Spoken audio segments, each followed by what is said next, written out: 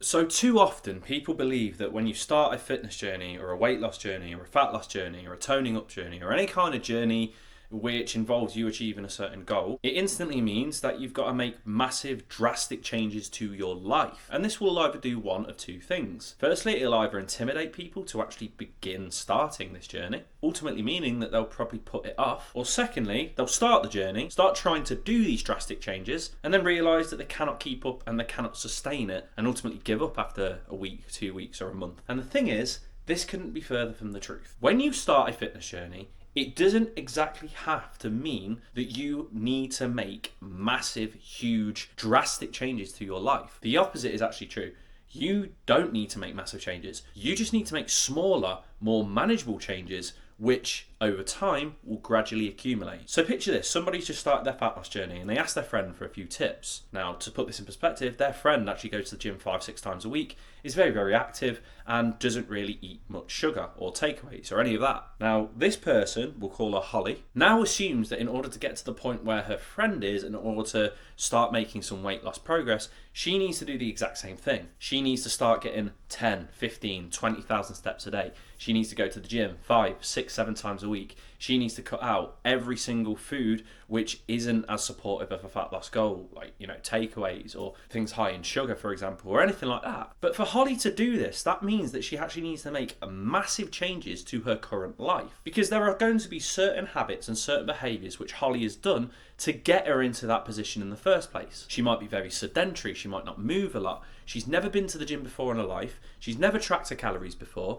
and she just eats to her heart's content. So going from this baseline to then completely changing her lifestyle to trying to get out 10, 20,000 steps a day, trying to go to the gym 5, 6, 7 times a week, trying to reduce her calorie intake by 2,000 calories and cutting out all of her favourite foods is huge. And there's a very, very, very, very high possibility that she will not stick to that. This is why you don't need to make drastic changes to your life. This is why you don't need to make huge, unsustainable changes to your current lifestyle, because doing so is kind of like going from first gear to sixth gear like that in a car. Two things are going to happen. One, your engine won't like you, and two, you won't move. So instead, start thinking about making smaller, more manageable changes. Try and find out how many calories you're eating in a regular day compared to the amount of calories that you're burning off, and eat about 5 to 10% below the amount of calories that you're burning off, thus creating a very moderate deficit. Don't cut out all of your favourite foods, don't sacrifice your favourite foods, just try and limit it a little bit more so than what you're doing. Instead of getting 3 takeaways a week, which Holly likes to do,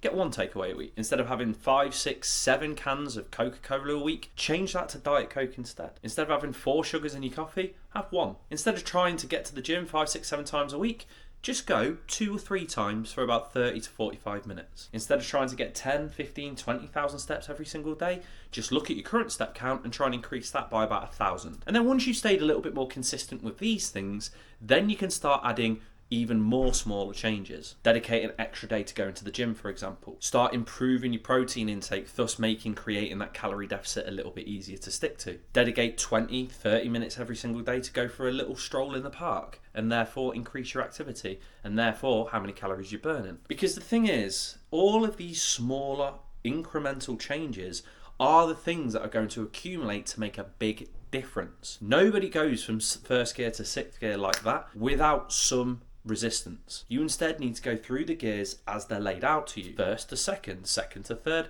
third to fourth, fourth to fifth, fifth to sixth. And if you do this, I guarantee that not only are you going to find it easier to stick to than making huge, drastic changes, but by expansion, you're actually going to make more progress because you're sticking to it for longer. And as I said, the longer you stick to it, the more these smaller changes are going to accumulate. So stop trying to make big changes to your life, because it isn't needed. Start to make small changes to your life to begin with, and then gradually start to add more smaller changes once you've got consistent with them first initial changes, and it will be way easier to actually get results. Trust me. If you like this video, make sure that you're giving it a like. Comment below if you've got any more questions for me, because I'd be more than happy to answer them for you. And if you want to catch the next one, make sure that you're either subscribed to me or following me. Peace.